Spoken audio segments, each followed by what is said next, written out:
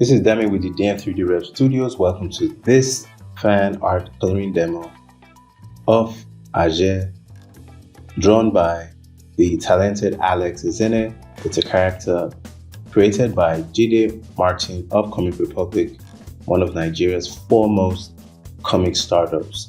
Okay, so in this time lapse, I will be flattening out other areas of the illustration. I've already done the basic flattening out of the entire character. Now I am color blocking the shirt, going around all the corners, making sure everything is locked in. And I will also be using the color blue, filling in all the spots that I missed, also creating a color palette. Okay, so I colored in the strap there and also coloring the buttons. Now moving on to the colors and creating areas of darkness and shadow that aren't going to be touched by light that much. So I'm doing the same for the sleeves, going around everything, even though it's in shreds, so to say, but that doesn't matter. So cleaning up every area that I see that has a pocket of color not filled or filled with the wrong color, and just making sure everything is cleaned up. So moving on to the hair, I am doing the same, filling in every pocket that hasn't been utilized well. So the same applies to the eyes, filling them with color, moving to the lips, and also going to fill in the teeth. Now I move back to the hair, the furthest area of the hair, give it a brown tint. Move on to the earrings, move back to the hair, clean it up again, and I continue working on the hair, making sure I fill in all the gaps. Give it a little tint of brown. I move on to the belt area, move on to the trousers, and then I break it down into different colors using color similar to leather. Do the same for belt buckle, use gray, and then I move on to the hands, sample some colors with the Pixie tool to bring in some colors from the Esene comic drawn by Alex Esene too, and I choose a brush that I need for the hair and start working on the shadows.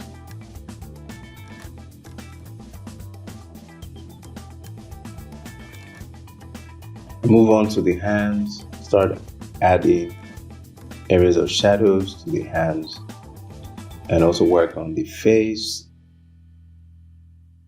Also work on how shadows will be created by the hair, work under the chin, work around the eyes, giving definition. I work on the hands again, adding a little bit of shadow effects. That's what I'm working on generally here. And I move on to the shirt and start adding shadows as well. I use a soft brush, mix it up with different hues of blue to give it that 3D effect. I move back to the arms and shirt at the same time.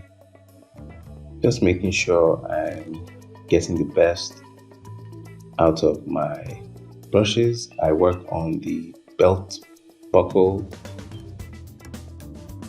giving it leather effect.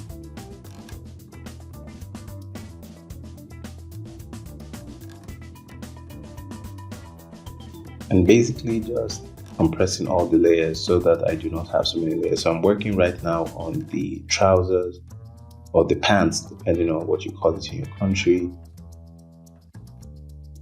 And I quickly check a quick background there to see how it would look in the end. So that will be done later. Now working on the lips, giving it some shadow definition, working on the eyes as well. to give her that kind of ominous look. Because she is a supernatural being, I work on the power blast from her hands, and I go back to working on her face and some shadow definition created by the hair across her face.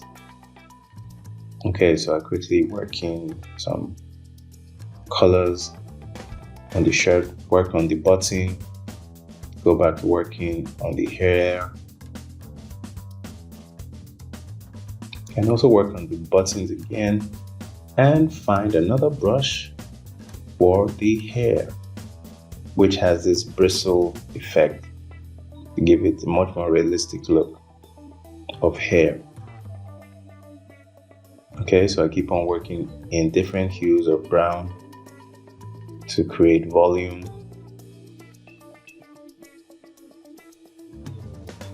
And I work again with another brush to give it a much more popping look.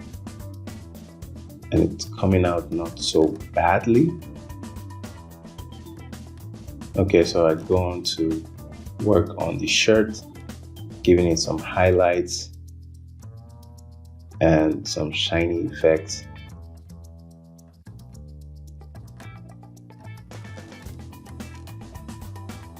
Okay, so I move all around, then get to the belt buckle again, make it much more reflective, work on the trousers to give it much more definition. I work with different hues of red and orange, work on the strap of her innerwear, work a bit more on the hair, work more on the lips, make it look much more like makeup, red and sensual.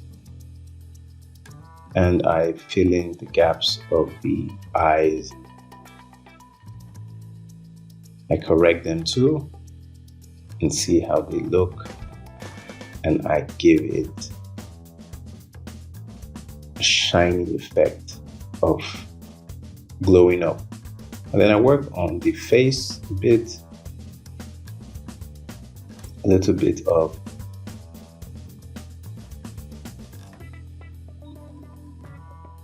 subsurface scattering to make the skin look much more realistic.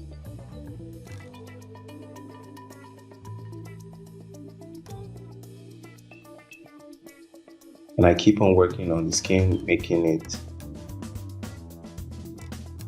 look better.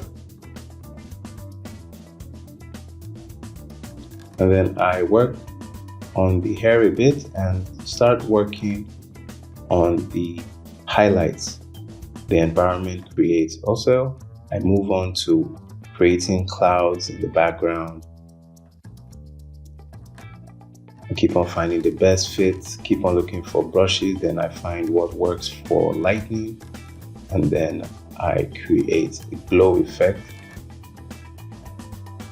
And then I add the reflections of the light on her hair. I also do the same for her shirt.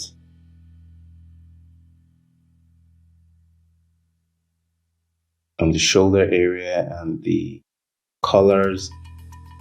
And this gives some realism to the drawing. And there we have it, looking good. Environmental ambience.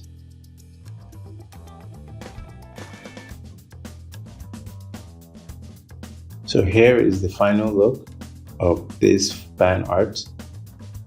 I did my best, and it looks great as a cover of the comic. So I hope this helps you try out coloring your favorite artist's own drawings and line art. Okay, so